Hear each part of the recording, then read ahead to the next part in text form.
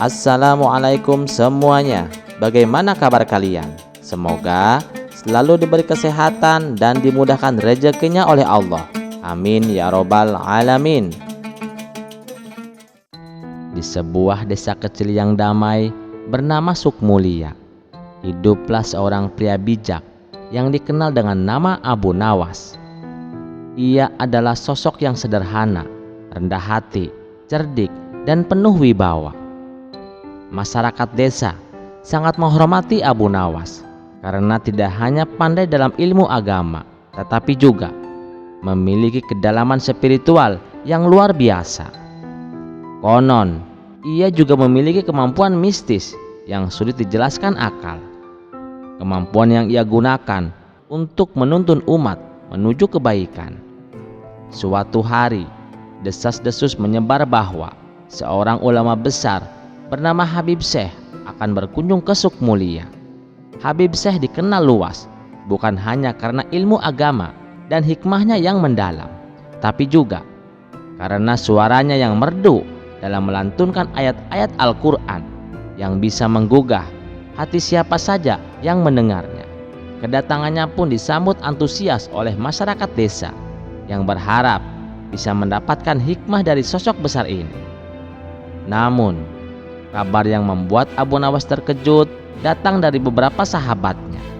Mereka berkata bahwa ada sebuah isu yang berkembang di kalangan warga desa, bahwa akan ada sebuah ujian spiritual antara dirinya dan Habib Syekh. Mereka mengatakan bahwa ujian ini adalah untuk menentukan siapa yang lebih unggul dalam ilmu hikmah. Abu Nawas hanya tersenyum mendengar kabar tersebut. Ilmu itu bukan untuk berlomba-lomba, apalagi untuk membuktikan siapa yang lebih tinggi. Jawabnya dengan bijaksana. Jangan sampai hati kita keruh karena prasangka. Namun, meskipun Abu Nawas tetap merendah, suasana desa mulai terasa tegang.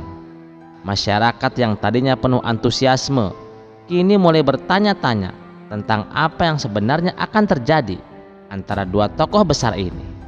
Malam itu di sebuah lapangan terbuka di tepi desa, masyarakat berkumpul untuk menyaksikan pertemuan dua sosok ini. Habib Syekh dan Abu Nawas berdiri berhadapan. Ketegangan semakin meningkat ketika angin kencang tiba-tiba berhembus seakan membawa pesan dari alam. Habib Syekh menatap Abu Nawas dengan tatapan yang penuh makna. Tuan Abu, mungkin ada sesuatu yang harus kita selesaikan di sini, bukan untuk saling mengalahkan, tetapi untuk menegaskan pesan kebenaran bagi umat. Katanya dengan lembut namun tegas. Abu Nawas mengangguk pelan.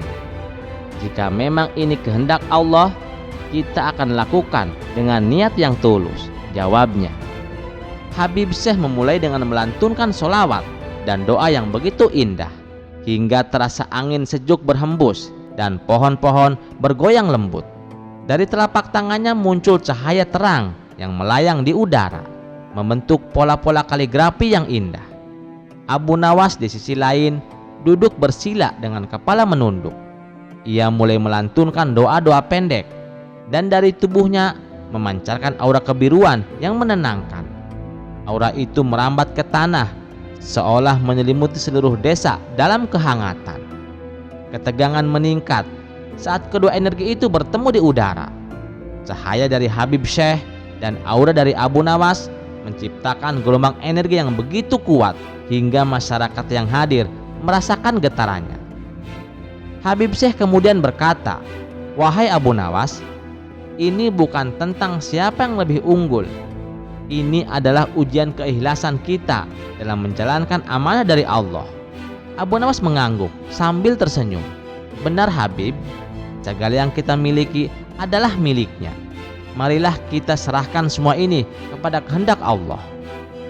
Tiba-tiba suara lembut namun menggema terdengar dari langit. Suara itu berkata, "Wahai hamba-hamba yang terpilih, keikhlasan kalian telah mengundang kami. Kalian akan dihadapkan pada ujian batin untuk membuktikan ketulusan jiwa kalian." Seketika tubuh Habib Syekh dan Abu Nawas terasa ringan. seperti terangkat ke dimensi lain. Mereka kini berada di ruang spiritual yang terpisah.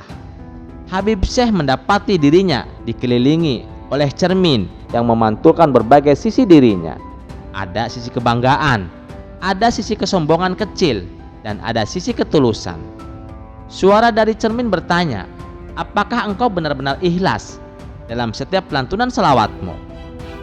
Habib Syekh menundukkan kepala dan berkata dengan tulus, ya Allah, jika ada rasa bangga yang melenceng dari niatku, ampunilah hambamu ini. Sementara itu, Abu Nawas berada di tengah hutan lebat, dikelilingi bayang-bayang yang berbisik. Engkau sering dipuji karena kecerdikanmu. Apakah itu membuatmu merasa lebih hebat dari yang lain?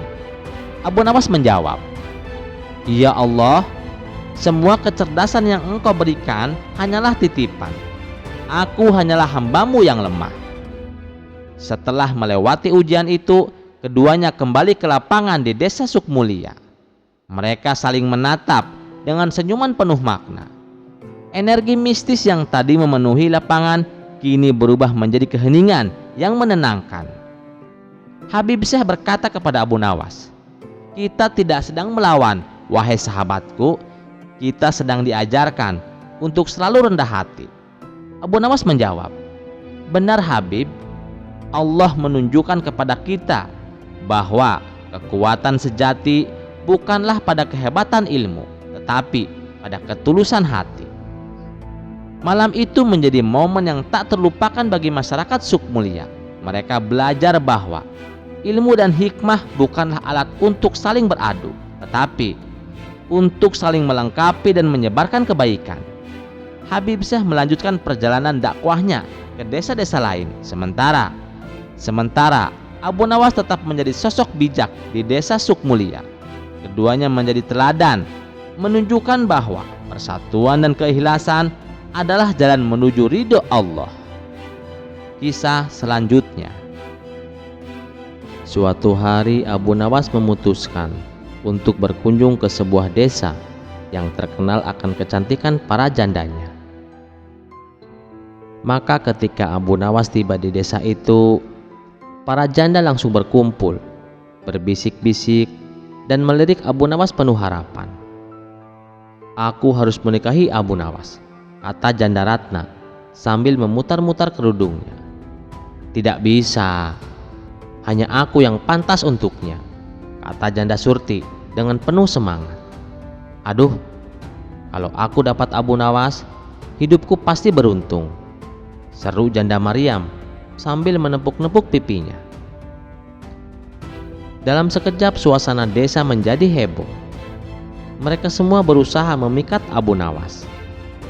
Ada yang membawa hidangan lezat, ada yang menyanyi merdu, bahkan ada yang mencoba meramal garis tangannya.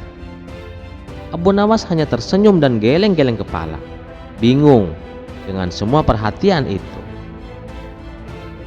Karena persaingan semakin panas, para janda memutuskan untuk mengadakan rapat desa.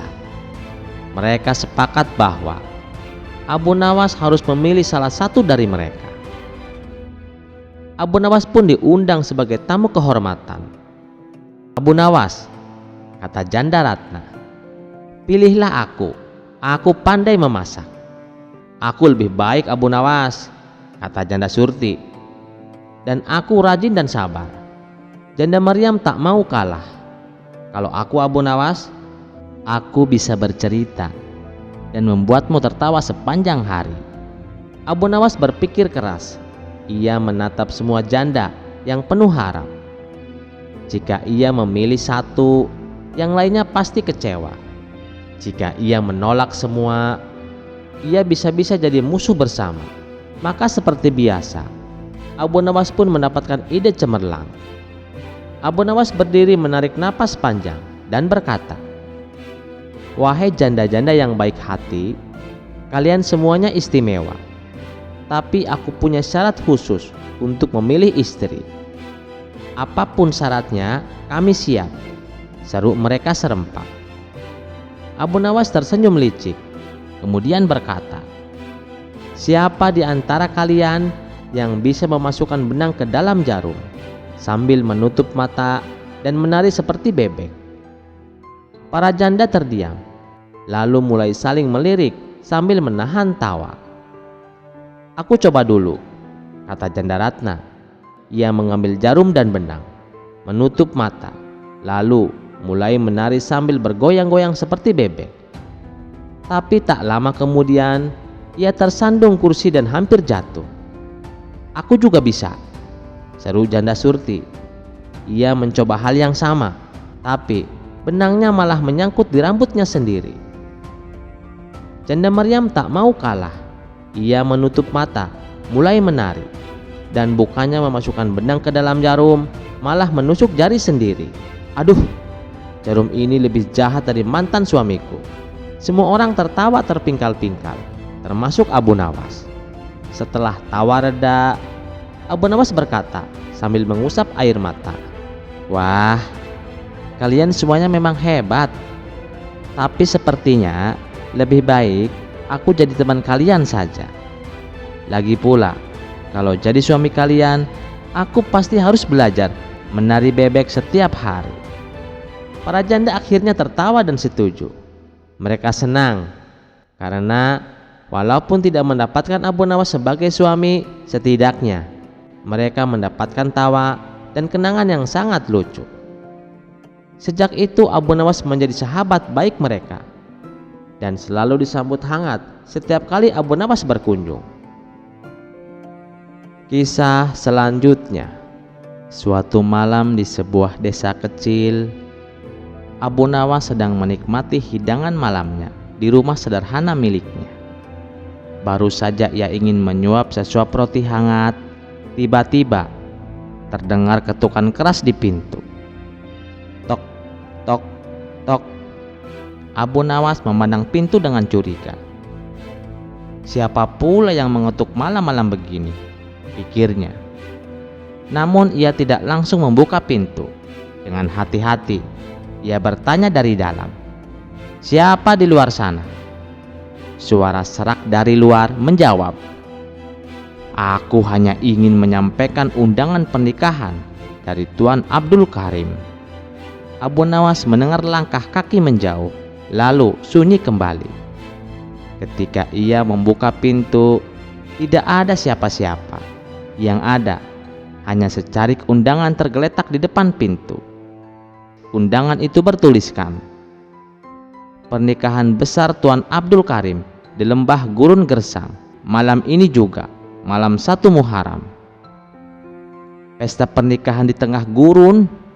Wah, pasti hidangannya banyak, ujar Abu Nawas sambil mengusap perutnya yang mulai keroncongan.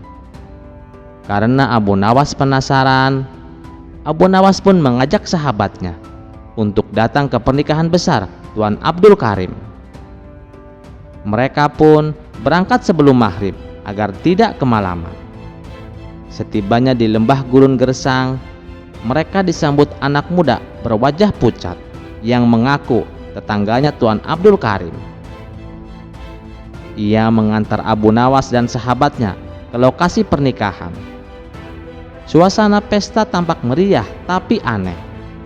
Cahaya obor berkelip-kelip seperti ingin padam, dan para tamu berpakaian serba hitam dengan wajah kaku. Namun hidangan di meja terlihat menggugah selera. Ada kebab harum, nasi kebuli, dan baklava berkilauan. Tanpa pikir panjang, Abu Nawas langsung menyantap makanan itu dengan lahap. Sementara itu, sahabatnya duduk diam tanpa menyentuh apapun. "Kenapa kau tidak makan? Ini lezat sekali," tanya Abu Nawas sambil mulutnya penuh makanan. "Aku merasa ada yang tidak beres, Abu Nawas. Orang-orang ini tidak berkedip sama sekali," sahut sahabatnya ketakutan. Namun Abu Nawas malah semakin semangat makan. Setelah puas makan, Abu Nawas bersiap pulang. Ia pun menyelipkan beberapa potong baklava dan kebab ke sakunya. Pengantin pria yang tinggi menjulang dan pucat menyelaminya dengan tangan dingin seperti es. Dalam perjalanan pulang, Abu Nawas merasa waktu baru sekitar jam 9 malam. Namun, ketika sampai di desa, azan subuh berkumandang. Ia pun bingung. Sesampai di rumah, ia ingin memberikan baklava itu kepada ibunya. Namun, ketika ia mengeluarkan makanan dari sakunya, alangkah terkejutnya ia melihat gumpalan darah dan sampah busuk. Ya ampun! Abu Nawas memegangi perutnya yang mual-mual.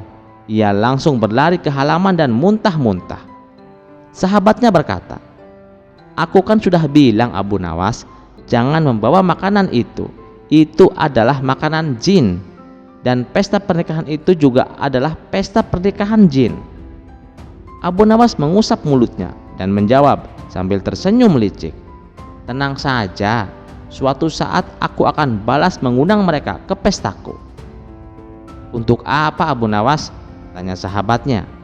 Abu Nawas tertawa. "Biar mereka makan baklava yang kucelupkan ke kuah sandal dan nasi kebuli dari pasir betulan. Lihat saja nanti siapa yang lebih pintar mengerjai." Mereka berdua tertawa terbahak-bahak meskipun perut Abu Nawas masih terasa mual. Namun ia sudah menyusun rencana licik untuk membalas kaum jin. Kisah selanjutnya. Pada suatu malam, penduduk desa dikejutkan oleh kabar bahwa arwah seorang lelaki bernama Husein gentayangan. Husein adalah teman Abu Nawas yang terkenal suka berhutang di mana-mana dan meninggal sebelum sempat melunasi utang-utang itu. Beberapa orang mengaku melihat arwah Husein berkeliaran sambil menangis di kuburannya. "Aku belum bayar utang," suara arwahnya mengereng-ereng di malam hari. Penduduk desa ketakutan. Mereka tak berani keluar rumah setelah matahari terbenam. Bahkan ada yang mulai berpikir untuk pindah desa. Mendengar hal ini, Abu Nawas hanya tersenyum tipis. "Kalau arwah gentayangan karena hutang, berarti kita harus menyelesaikan masalah utangnya," kata Abu Nawas dengan tenang. Namun diam-diam ia merasa penasaran. Malam itu, dengan membawa lentera, Abu Nawas pergi ke kuburan tempat arwah Husein sering muncul. Di sana, samar-samar ia melihat bayangan putih melayang di bawah pohon besar. Abu Nawas pura-pura ketakutan, namun mendekat perlahan. Ia kemudian berteriak, "Husein, kalau kau benar-benar arwah Husein, jawab pertanyaanku. Siapa yang kau utangi paling banyak?" Arwah itu terdiam sejenak, lalu menjawab dengan suara lirih, "Banyak sekali." Abu Nawas berpikir cepat, lalu berkata dengan serius, "Baiklah, tapi kau harus tahu, hutang-hutang itu sekarang sudah diambil oleh Baginda Raja. Kau tidak perlu bingung lagi." Arwah itu tampak terkejut. "Apa? Baginda Raja? Kenapa dia mau membayar utang-utangku?"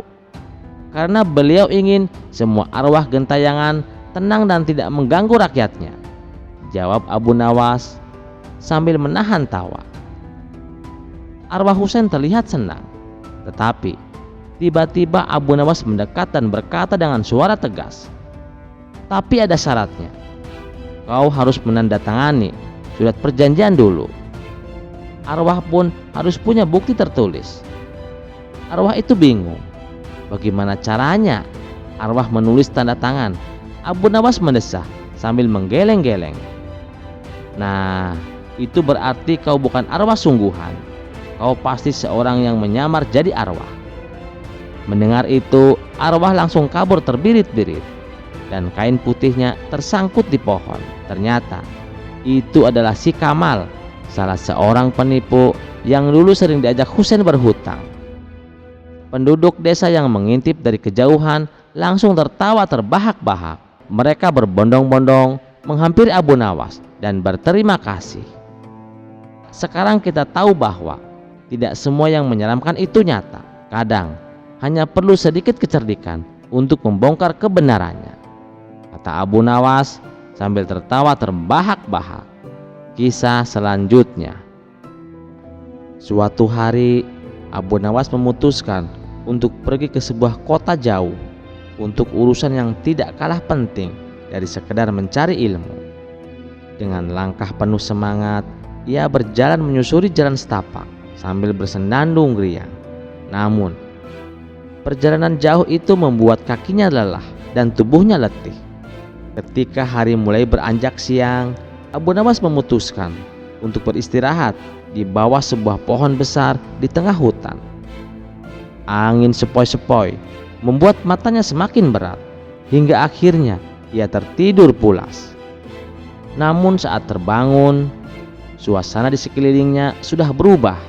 Hari sudah gelap gulita, dan suara-suara binatang malam mulai terdengar nyaring. Abu Nawas merasa bingung dan sedikit cemas.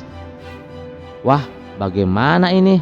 Hari sudah malam dan aku masih di tengah hutan, gumamnya.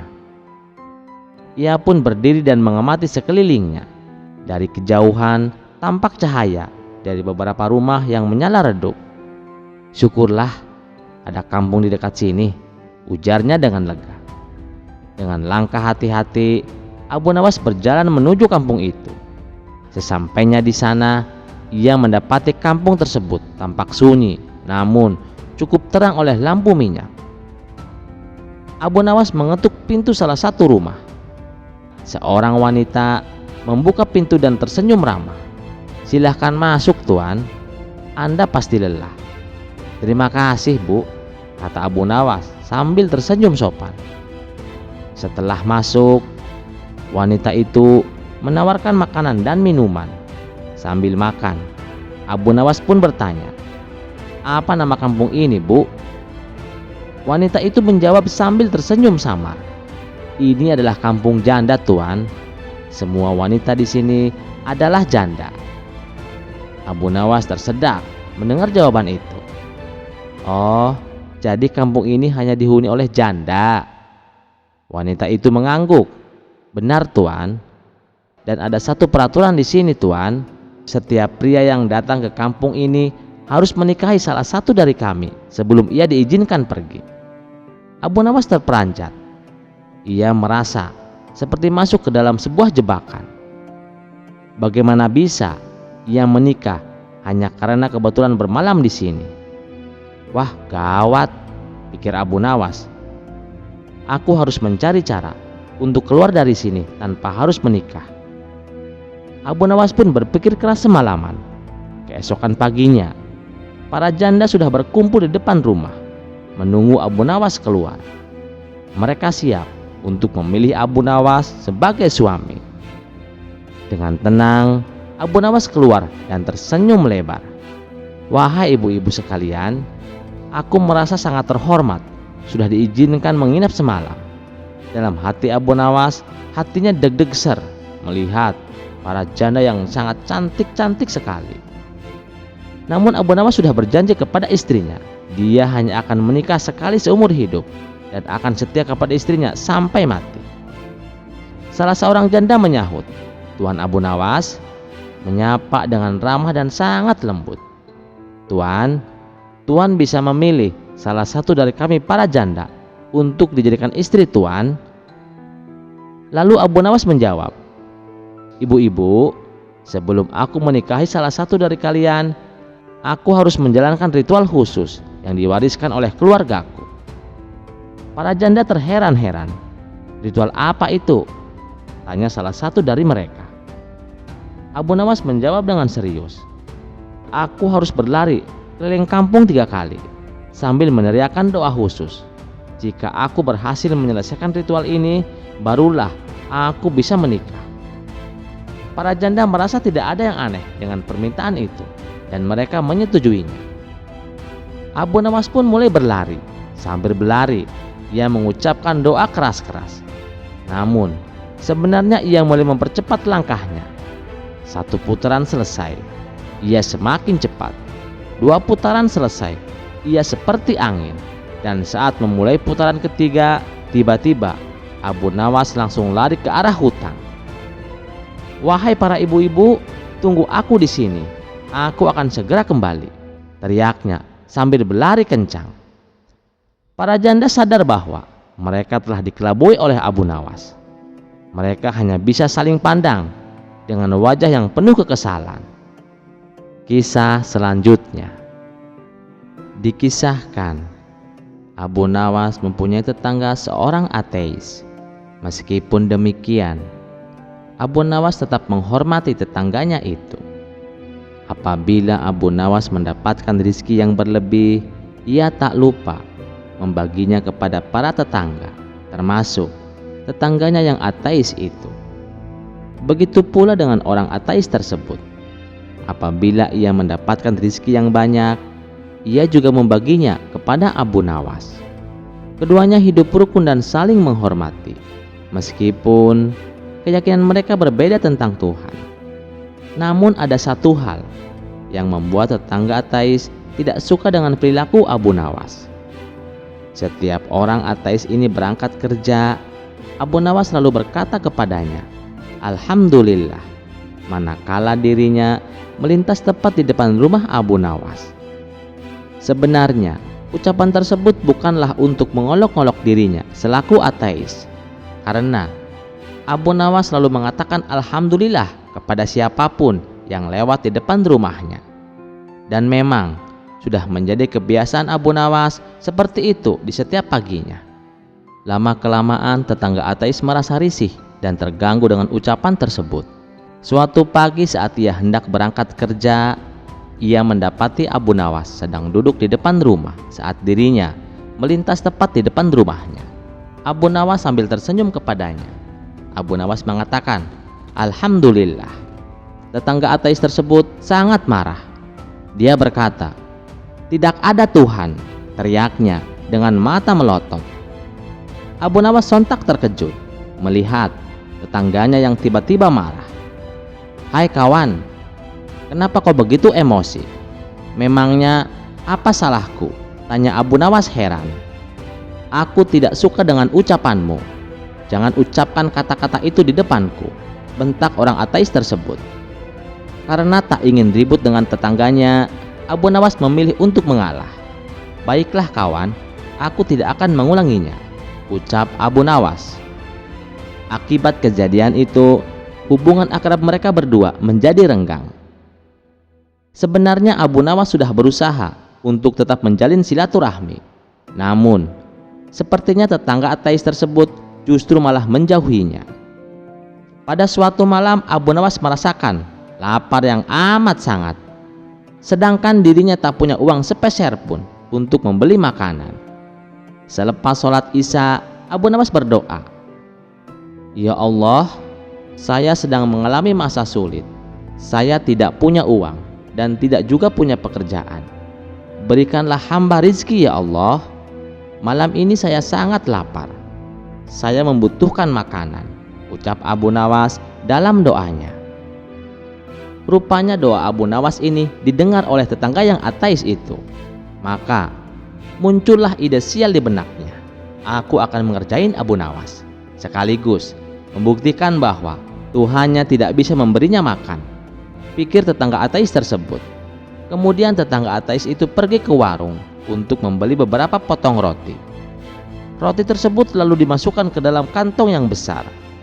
Tak lupa juga ia menyelipkan kertas di dalamnya, di mana kertas itu terdapat tulisan yang berbunyi, "Ini bukan dari Tuhanmu, ini dari tetanggamu yang ateis." Sepulangnya dari warung, ia meletakkan kantong besar tersebut tepat di depan pintu rumah Abu Nawas.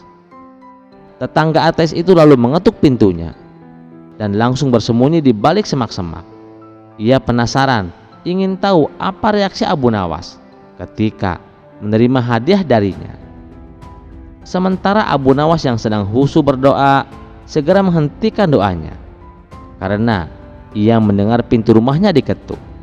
Saat Abu Nawas membuka pintu, ia terkejut melihat ada kantong besar di depannya. Karena penasaran, ia segera membuka kantong tersebut. Setelah dibuka, ternyata isinya beberapa roti yang lezat. Abu Nawas langsung bersujud sebagai tanda rasa syukurnya. "Alhamdulillah ya Allah," ucap Abu Nawas setengah teriak. Namun tiba-tiba ia dikagetkan oleh secari kertas yang berada di antara tumpukan roti itu. Begitu ia mengambil dan membacanya, ternyata kertas itu bertuliskan, "Ini bukan dari Tuhanmu, ini dari tetanggamu yang ateis." Sejenak Abu Nawas terdiam. Dia pasti sedang mengawasiku dari suatu tempat. Dia mencoba menggoda keyakinanku, pikir Abu Nawas.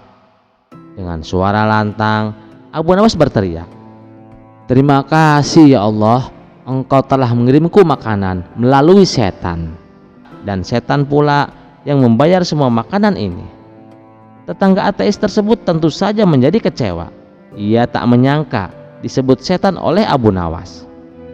"Dasar kurang ajar, bukannya berterima kasih padaku, tapi justru berterima kasih kepada Tuhannya. Malah aku disebutnya sebagai setan," gerutuknya dalam hati. Kisah selanjutnya. Pada suatu hari, di sebuah pengajian besar yang dihadiri banyak orang, seorang pendakwah kondang yang terkenal dengan gaya bicara santainya berdiri di atas panggung. Hari itu, di tengah-tengah kerumunan, ada seorang penjual es teh yang ikut mendengarkan ceramah. Ketika ceramah berlangsung, beberapa jamaah melihat penjual es teh tersebut dan mulai berteriak, "Tuan Guru, beli semua es tehnya." Sang ulama menoleh dan dengan nada bercanda ia bertanya kepada si penjual, "Es teh kamu masih ada?" Penjual es teh itu menjawab dengan sopan, "Masih ada Tuan Guru."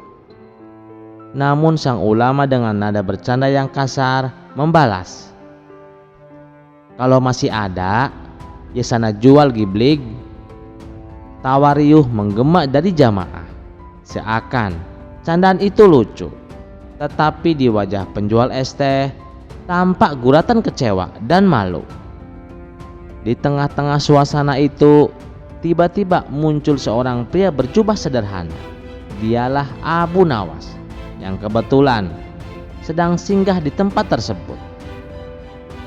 Melihat situasi itu, Abu Nawas mendekati panggung dan berkata dengan tenang, "Tuan, izinkan aku bertanya sesuatu." Sang ulama yang masih dalam suasana penuh tawa mengangguk sambil tersenyum. "Silahkan Abu Nawas." Abu Nawas lalu mendekati si penjual es teh, mengambil segelas es teh dan berkata dengan lantang, "Wahai sahabatku, tahukah kamu bahwa es teh ini sangat istimewa?" Penjual es teh itu tersenyum malu dan menjawab, "Tidak tahu Tuan." Abu Nawas melanjutkan, "Es teh ini segar dan menyejukkan tenggorokan. Bahkan dalam ceramah pun banyak tenggorokan yang butuh kesejukan agar tak mengeluarkan kata-kata panas dan menyakitkan."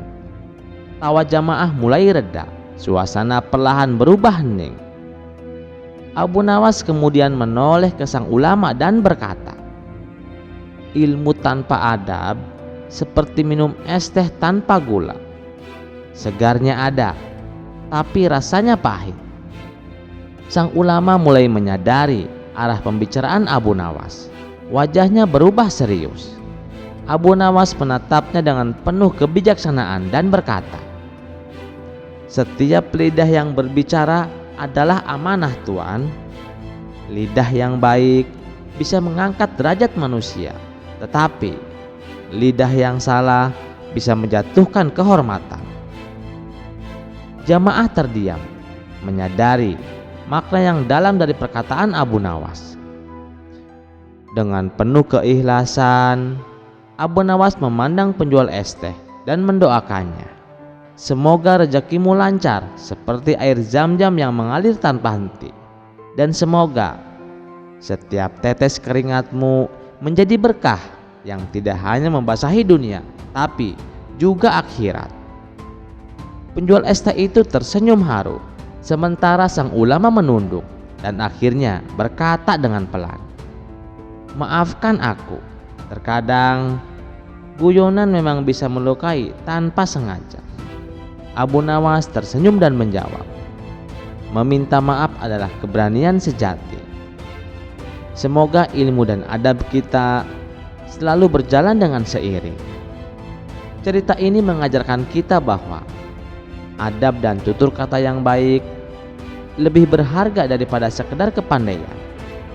Menghargai orang lain, sekecil apapun pekerjaannya, adalah cerminan dari kemuliaan hati. Semoga kita semua selalu menjaga lisan dan menghormati sesama, sebagaimana Abu Nawas mengajarkan kebijaksanaan dalam setiap tindakannya. Sekian dulu perjumpaan kita kali ini. Sampai jumpa di kisah selanjutnya. Terima kasih yang sudah setia menonton channel ini. Wassalamualaikum warahmatullahi wabarakatuh.